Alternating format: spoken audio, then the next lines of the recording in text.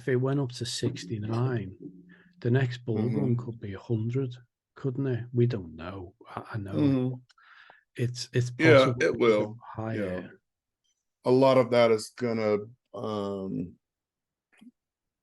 be determined upon, like, especially like my government, like the US government, and the state of the economy here. That's really what's going to really dictate a lot of things, Yeah, because the US dollar is, that is the lead currency across the globe, you know. sure. um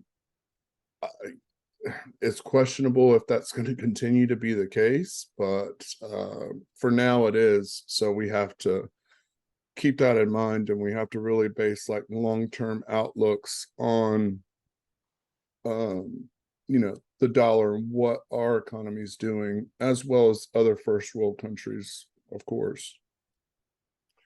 All the people that say, and this is such a freaking pile of garbage to me in my mind, like, they always say they'll always compare Bitcoin to the US dollar, like the GDP, like growth of like the dollar, the M2, like money supply is what it's called. So that's really kind of just a basket of commodities and things that make up the dollar and its worth, essentially, put simply. And they'll compare that to Bitcoin, and they always parrot the same thing from each other. And they're like, oh, if the dollar's doing bad, then that means Bitcoin's going to do good. But they only ever say that in a bull run. They never say that in a bear run. So, like, that right there should be your litmus test to disprove that. Like, it can't be accurate, It's just a correlation, and correlation is not causation. So just because things, line up from time to time, it doesn't mean that that is the cause of it. If you understand what I'm saying. Yeah, Um, because like right now, the dollar is doing terribly. The U.S. economy is doing terribly. I mean, Bitcoin ain't looking great. You know what I mean? Like, it looks like a pile of garbage, but so does every other thing. And I hear people talking about like US stocks, like, oh, Netflix and Disney stock tanked because like they went woke, and their investors didn't like it. And it's like, well, yeah, maybe that contributed to it, of course, but that's not really what's happening. What's happening is the big money are pulling their money out of assets.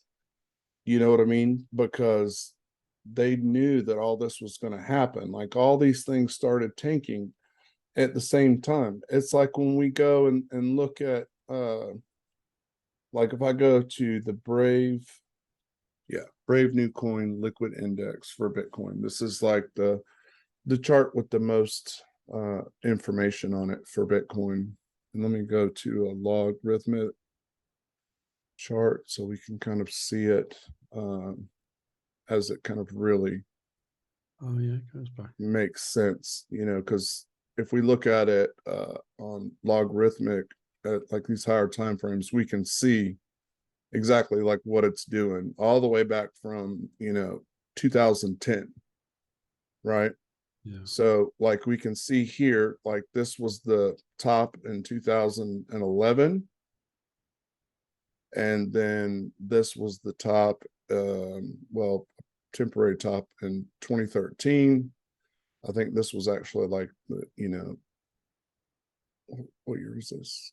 Yeah, so this was just a temporary top, just like we have two right now on Bitcoin. If I look at the daily, like we had this one and then this one, it's a similar thing that you're seeing right there. But these are massive moves up. Like, look at this, like, move from here to here. Like, that's 62,000%, wow. 59,000%. This one right here, just from here, oops, Gotta just snap it over here. There to this top right here is, I mean, that's 1,785%. You know, I wish Bitcoin moved like that now, you know, but That's it low. doesn't. And that's because the market cap was so much smaller. Oh, That's why it did that. There's not as much money in it, so it was easier for it to cascade in either direction. And the dumps equaled the pumps, if not more so, right? So this one I think would be 2017. Yeah, this is the top in 2017. Now, like the top from the bottom of that bear market to the top in 2017 was, God almighty, almost 12,000%. And then, you know, then you had this, like, this was the end of that bear market. And then you had this, which was July or June 2019. Yeah. And then this right here, which is what I was going to show you. This little guy, where's my vertical line? It is right there. That little guy there represents COVID. That's the COVID crash. This is when America really announced like that, you know, COVID was a pandemic and we're locking down and blah, blah, blah. You know, that was already going to happen, but it may not have been as volatile, may not have been as dramatic as it was here had COVID not happened, right? But it was already kind of set up to happen. But COVID, that announcement, that news, it just made it more dramatic, right? It gave it more kind of weight, as I always say.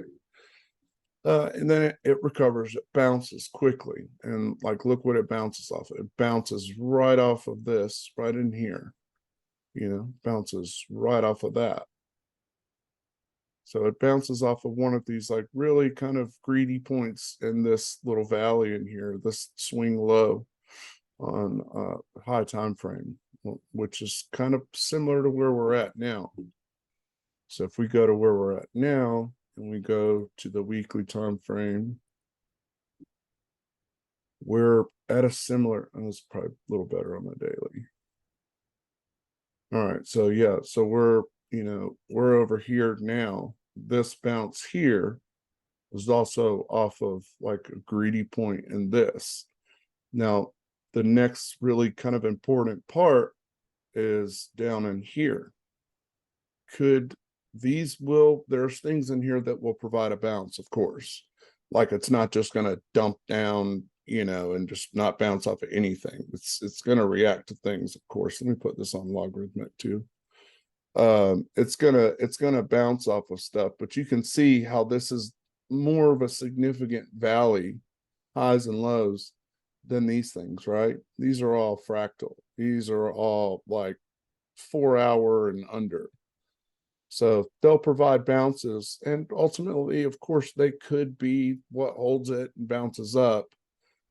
But I think it would really be determinant on if higher time frame candles close below like these swing lows, then it would have to hit these and like really bounce up, and high time frame candles not close below these to determine if these are going to be like that, like the drag racing video analogy. These could be the pebble in the roads, whereas, you know, this is the break in the parachute right here. yeah. Right. But obviously the point that makes the most sense for it to go next is, you know, around here, which is, you know, as low as you know, 10,000 approximately, and 12,000, you know. It has to hold this or like it's in big trouble, you know. But I'm confident that it will hold this.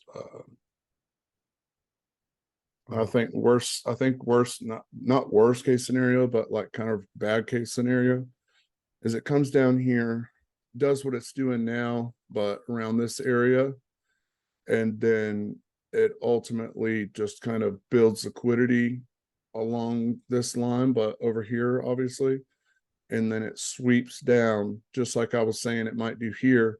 It sweeps down and just bounces off of one of these really greedy points, down in here, even like to that point right there. And then it bounces up so fast that it doesn't close on a high time frame, like I would say daily and up. And then that's what really kicks off the next kind of quote unquote bull run.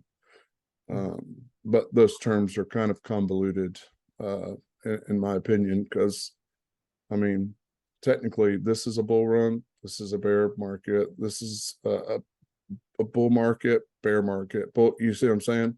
Yeah. Like it just, those terms are just, used too much and not used properly, in my opinion. But so let's look at I like the Brave New Coin Liquid Index for Bitcoin. It's, if you really want to like build out a good macro outlook and do some comparative charting to previous bull runs, which I don't think you should put too much weight on like most people do. They're like, oh well, Bitcoin moved 1,000% in the last bull market, so that means it's going to move 1,000% in this one, and it lasted for 15 months in this one, so it's going to do that this time. And it's like, no, I mean, no, because you can see it's losing steam with yeah, and that's all because of the market cap size. It's getting bigger.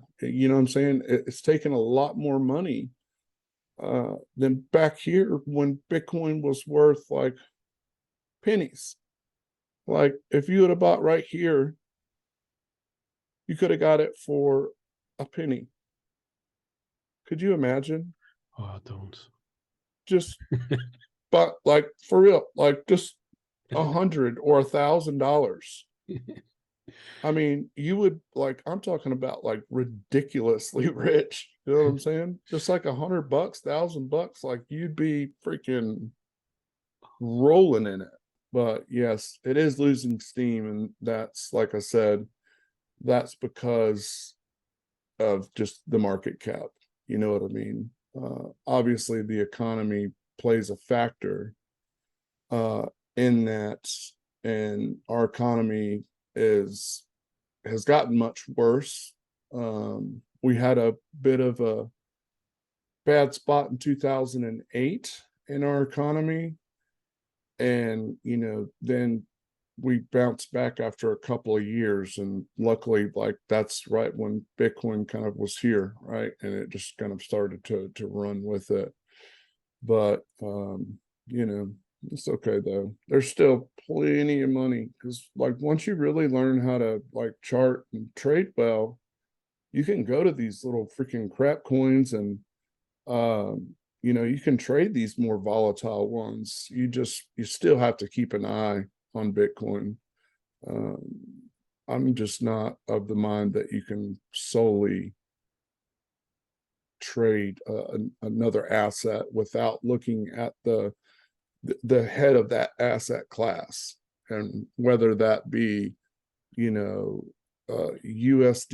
like GDP, like in Forex, or Bitcoin and crypto, or the S&P and the Dow and US stocks. You know what I mean? Like you've got to look at the big dogs, the big market mover assets.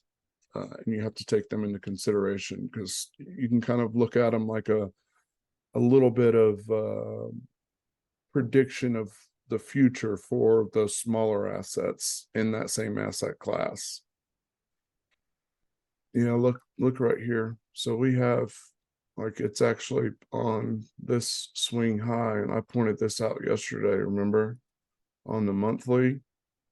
So this is the monthly. Yeah. And remember, I zoomed in right here, and I was pointing out how this monthly level look where it's just closing right above it, right above it, right above it. And now look where this one's at, like right now.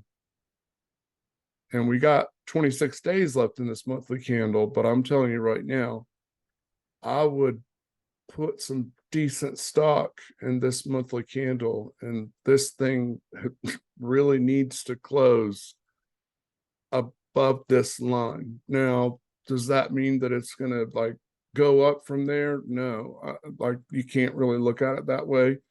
And it, technically it doesn't mean that it's going to go down, but that's a really strong sign for me, like really strong, that if it does close below this line, something it's been desperately trying to avoid to do for 3 months, that means something. That's significant. And you can look at this on any time frame. If you find these important levels, which obviously a previous all-time high is very important, and especially when it creates like this little sell to buy hidden range right in here, which for kind of instructional purposes we'll highlight that just to take a peek at it. We'll go as low as we can in a minute, but that's important. Like those are the things, those are the signs you want to look for. And you can look for these on a 1 minute chart, but what you have to understand, like I always say, your expectations need to be adjusted for the time frame in which you're looking at these things. If I see this on a 1 minute chart, am I going to expect a 20% dump or pump? Like, no, of course not. On this time frame, I would, I mean, it would be really likely for me, but on a 1 minute, maybe it's like, percent or couple percent. But if that 1 minute happens to line up with a monthly or daily or 4 hour, then you always want to take the higher time frame as like how you want your what your expectations should be. Sorry, I kind of misspoke. Does that make sense? So like if you got a 1 minute and a 4 hour, and they both line up real close to each other, you can adjust your expectations to the 4 hour and not the 1 minute. Yeah. So the higher time frame levels always going to kind of be the king of that area. Sure. So if we look here, I just want to like drill on this, and I know I've showed it to you, but it's always worth showing again. So if we step down in time frames, it's not going to let us go too far back because this is all the way 2020.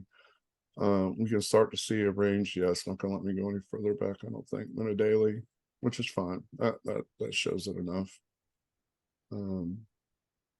So that area is that was a range, right? Like that was a sideways consolidation, that they want to call it, and then when it breaks above that, like then it's gone, right? So this area is also important, and that just happens to be, oops.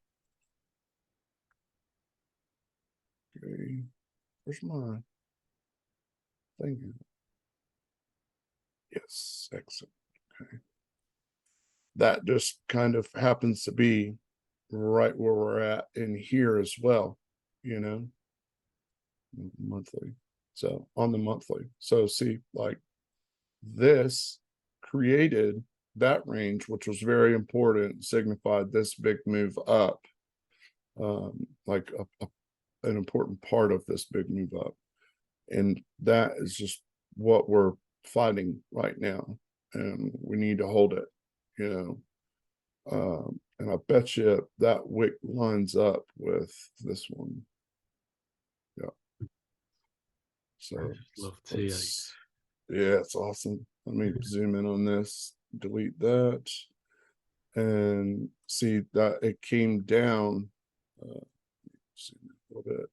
It came down and hit that leg There you go. right there, almost exactly. So these are those two ones, and this is a freaking monthly, so like that accuracy is ridiculous on a monthly. On a monthly, 17,592 and 17,607. So you're talking about $15 difference. Pretty crazy, you know. So that's why I think that this area right here is super significant. Closing below this line on a monthly would really signify to me like a move down, but then it has to either hold this and move up and then get back above this line pretty quickly, and then if it closes below this, then that's it, that's a wrap. We're gonna almost certainly go down to what I was talking about yesterday, like, or even today, like in here, you know. yeah. It's really possible that we come down to here. I don't think we would go lower than this one. I mean, I don't think this area is really in play, to be honest. I think your extremes are really from like I would say like your extreme area would be, I know this is a large range, but I'm just saying like this is like the extreme area that it would hit. No, I would say right here. Right there. I'm confident that it's not going to, you know, go below that. I think worst case scenario, like it could really just come down to this level here at 64 and then bounce. But again, I don't think that is extremely likely. I think that it really kind of ends up somewhere right here. So if I move this box, I think it ends up ultimately could come to that, but yeah, it may come to that. The thing is, this is much more likely that it would come here. And then let's say this does move down dramatically and very fast, but then bounces back up and closes above. That's what you want to look for it to hold and bounce off of. You know, something in here. This is a monthly time frame, of course. So I would look for this as like a sweep area, something in here. But it'd have to hit it and bounce up fast. So I'm hoping that it really doesn't come below, you know, these two areas. I think it's probable that it won't. But in the case that it does, which we always need to prepare for all cases, and I'm not trying to say, oh, it's going to go up or it's going to go down. I mean, obviously, that's an accurate statement always, because we can never know for sure, you know. But if I'm like hedging my bets, which I always try to say like exactly what I'm thinking, just, you know, I don't want to be that guy. Like, oh, it's going to go up, it's going to go down. Then the next day it goes up, and I'm like, see, exactly as predicted. Yeah. Being ridiculous. But yeah, I would really, like I said yesterday, I think that this area here, right in here, I think this will ultimately be what holds it if this doesn't, you know. Yeah. I don't think we'll come down here. Now, again, like if something crazy goes on with the, you know, the US economy and it just continues to go to hell in a handbasket, then I might change my outlook, right? Um, I would kind of have to at that point. So now all I've done is I've just taken, you know, those kind of key levels from the Brave New Coin index, and I've just put them on my, you know, Bybit chart that just doesn't have that age on it, hasn't been around that long. And we can see though, they, you know, essentially, I mean, they tell us the same thing for the most part, right? I mean, they're very close to being. You can see these are a little higher above that one. You know what I mean? But they're essentially the same thing. But the Brave New Coin Index is very helpful and like beneficial to look at when trying to develop a meta or long-term macro outlook, however you want to call it. So that's my thoughts, like, you know, kind of mid to long term. And now to kind of look at it a little bit more minutely, I would say, let's just go to the daily. Okay, let me get rid of that, make it a little larger. And I'm just going to zoom in here a little bit. All right, and then I'm going to try to see if I can get rid of some of these lines. I can get rid of this one here, and get rid of that one for now. And this one as well. These were levels right here that I thought would be good kind of targets to hit to continue the dump down. Came close to this one. It's really trying very hard to build a move back up. And that makes sense for it to do so at this point in time. One, because we're hitting this really like long-term trend. And this trend used to be from here, and it was like to this, you know, you could really, if you wanted to go down in time frames, it was this. And then that was obviously broken, you know, here, which is when I was calling for that big dump. That was, you know, like right around here when I was calling for that to dump. And so it did, and we have to adjust that trend. We leave that one there, and then we adjust it to the end of that break, the end of that move down. So that comes out to this, and you can see that that's what it's reacting to, along with all the levels that everything has created up until this point. So it's really trying to move up, but there's just not a lot of strength in it. But I do think it makes sense for it to come up minimally to here. And I think, you know, there's a strong case that it comes up to kind of this area. If I put a box from, just thinking here. Yeah. Okay. Yeah. So I think this area makes a lot of sense down here, these two lines I got, but there's also a good case that it could come up to the area of this box, because so much money came in here, created a new low. Then while yes, it did hit this trend that's, you know, pretty old. It's not, you know, super old, of course, but it started in June.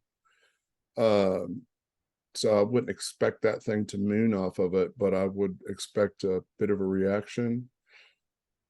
So this would be the first spot I would look for a dump, and then this would be the spot, like the area rather, that I'd be even more confident that it would continue to move down on. Now, if we look at this a little bit more zoomed out, let me erase that little box. And if we look, you know, we're on the daily, and our relevant daily high and low, which we know is the, you know, this is the high that should hold, and this is the strong, you know, high, and this is the low right here that is weak and we should lose. But we're way down here in this. We've come up and we've hit the EQ of this daily range that we're in right here. This is our daily range. We've already come up and hit the EQ on that. And that was why I was so, kind of confident that that was what was, going to ultimately hold. So if we kind of look at this, I'm sorry, this was our daily low. I didn't mean that. I apologize. It was an error. It's this right here. So if we look at this and we break it up into, quarters, we have our first quarter here, and then we have our half mark here, which is our EQ, obviously. If it gains this, then we're definitely coming up in this area minimally, right? I'm not confident that's going to happen because we had such a dramatic move down off of that EQ that it just kind of, it feeds my bias to the downside, right? But that's what we always need to do. We need to like trade with trends. And if we trade counter trend, we just have to adjust our expectations and not try to find the bottom. Like, oh, this could have been the bottom, right? I'm gonna long it for, position trade. And then bam, comes back down. Like finding the bottom or the top is foolish. We don't need to. We just need to trade with what it's telling us, what it's been doing for a while, and it's been going down. So we want to favor shorts in this kind of scenario. Now, seeing as how we are holding towards the greedier kind of lows in this daily range, that's why it's kind of moving sideways like this. And like I said last night, this is really a kind of make it or break it scenario, just like kind of this was, right? Same as this was on a higher time frame. And you can kind of see when it goes sideways for a long time and it doesn't do something, that's when the more dramatic volatile moves tend to happen. So I think that that's a position in which we're in now. And seeing as how this is, okay, so I know we're not on the monthly. I just want to see on the weekly. Yeah, so the weekly, yes, 3 hours. So the weekly candle closes in 3 hours. Let me just see this low. So, yeah, so this would be the weekly low as well. So this could close below this and we'd fuel a move down to at least this, but it's not super critical on the weekly. Not yet. It will be, but we really have to break above this range and close above it on, minimally like a, 4 hour to daily candle before I'd be confident that we're going to go higher. So if I had to like place my bets on what was going to happen, man, this is such a tough one. This is a tough spot because of this trend. And we're just kind of like, we're hugging along there. So it's kind of like, I hate to say it, but it's like one of those 50-50 things, but I'm still leaning towards shorts because that's what it's been doing. And it's shown so much weakness. I say, it either comes up, tags this, and then dumps.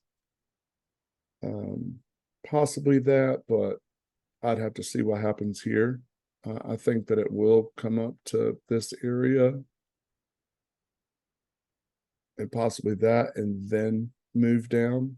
Because if we look at like this high to this is the lowest low, and we mark that out in quarters, we see this is the first quarter, which kind of lines up with this. And that was not like, this was not respected on the way down. You see that? That's really important. This big move down, and you have these important levels right here on a daily. So you have the wicks and the bodies right here, and they're both the same spots. So that's significant. This candle just blew right through them. And that's how I found these two levels in here on lower time frames on a 4 hour, because of that. Because when a level's not respected in one direction, it's more than likely going to become important in the other direction when it comes back to it.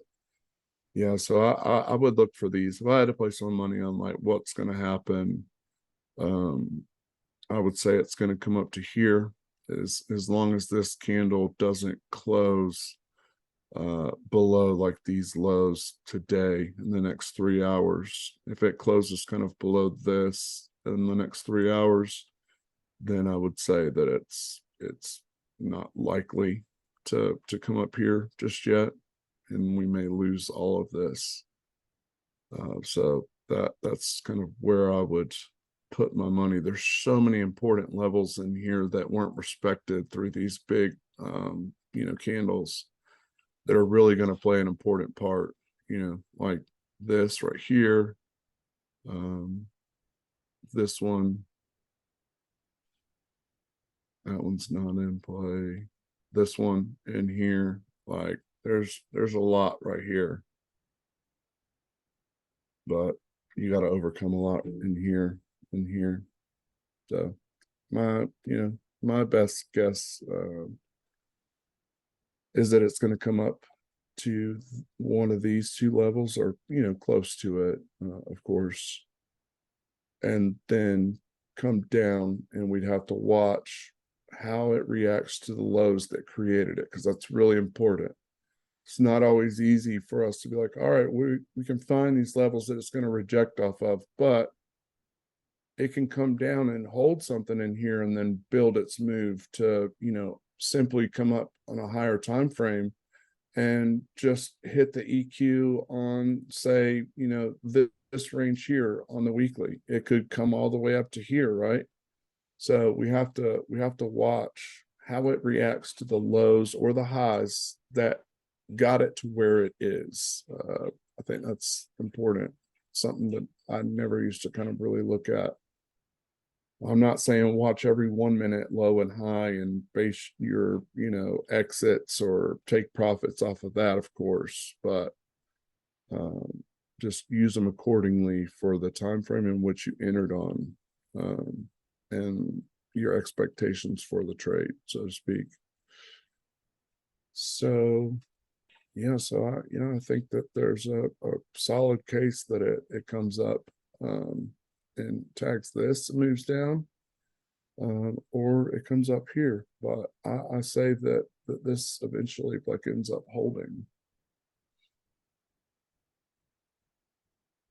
Let's look at the trend.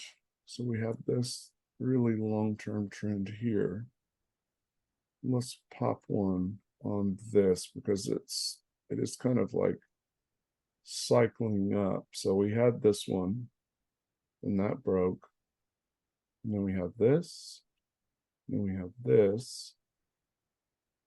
And then I would just say we're there at that point. All right, let me go back, zoom back in. Okay, and now let's see where this trend lines up. So let's just say hypothetically that if this, candle were to close above all this, right, like where it's at now, essentially, opens a new one here, and it could come, and let's just say it made a, big move like this one did, moving down, and it comes up, like, you see how that makes sense for it to hit that 4 hour relevant break of structure high, and then that would really make sense that it would hold, because now you have this long-term trend and you have the 4 hour relevant high, and that those could line up a lot. So we don't need to expect this trend to be hit to the dollar, but what we want to see is like it reacts somewhere around it, right? That's why trends are best used as magnifying glasses, not entries or precise exits or entries, rather. You were saying last week, wasn't you? You don't trade trends, but they help you to identify the levels and how much strength they will have. That's right. Yeah. I think too many people have taught trends in such a way that they're easy to kind of dupe people and be like, oh, look at this, and it does this and that, and line it up here, and it's a reverse trend, and blah blah blah. But I just think it's mostly nonsense. But they are very useful, I think. Some agree, some disagree, but to each his own, whatever, it's all good. So if we have this, I'd like to see what this is doing. See, because this could just be breaking the trend and back testing and going up to this one. Let's look. I think we'll put this one on a 4-hour though. Yeah, I gotta change the visibility on that because I don't have my daily visible on that one, I don't think, or it wasn't set to a daily. I'm just going to set it to a 4-hour though, using my template. So now I can't see it on here, but if I go to the 4-hour, you see, there it is. So yeah, I would keep it there. Where's my, there we go. I'm just kind of looking to see how things are. I would say, yeah, that's it right there. Okay, so it broke this, it came and it back tested it, but it has still failed to make a new high on this.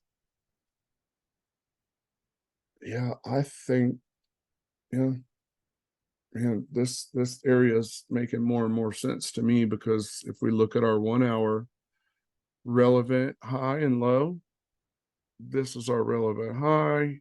Let me go to the 1-hour. I may need to adjust it, but even that's in the past. So see, this is one thing I found. I don't always adjust it in crypto when it does these little closes above. Now, if it closes above and comes down and then continues to move up or in that direction, whatever, which way it was, then I will. But if it does this and just like dumps and loses the lows that created that, I kind of consider that like a failure, and I don't adjust to it.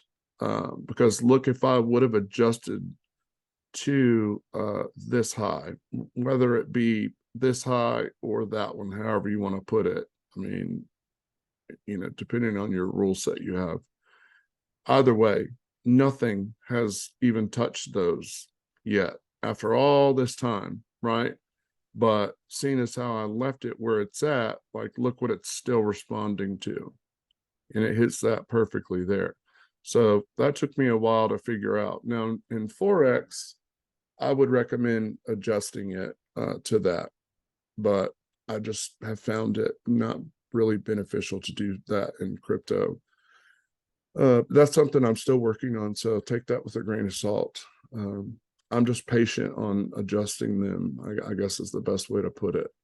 And if you see a close above or below an important relevant break of structure level, just be patient and wait and see what it does. If you kind of lose that whole move that got you there, I would recommend just continue to watch it and not adjust it. If you want to pop a line there, whichever one you choose, that's all well and good. And you can have like a preliminary kind of break of structure line, like, secondary, whatever you want to call it.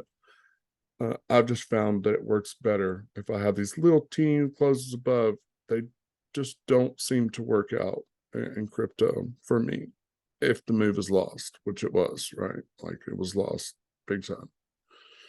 And then in our patience of watching, we see that that's still the level. You know what I mean? Like, it's clearly still the level. So what I was saying is, these are those two lines that I said I think it would come back up to. It's kind of making a little bit more sense that that's kind of exactly what happens. Like, it comes up here and sweeps this and bounces off of these to move down, what I would say is I would measure this, because that's essentially our high, and then I'd measure our low relevant 1 hour low, which is this one. And then I could really pop up, really minute kind of, trend in here like that. Change that to my 1 hour. Okay, and I'll make You that have a bigger. video on your channel showing how to use this fib tool, don't you? Yeah. Yeah. I'm going to make that 1 hour trend big so it stands out a little bit. So you can see like this is kind of a really minute trend on the 1 hour that it's kind of been reacting to as it's bleeding through this daily trend, the green one.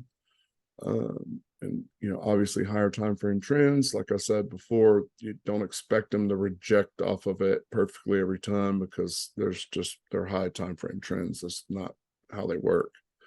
And you can dial in your trends and go down in time frames, but you gain more accuracy, but it's easy to lose the big picture as well. And sometimes you'll miss the, larger part of the move. So it's just kind of one little piece you want to use. Don't put too much weight on it, so to speak.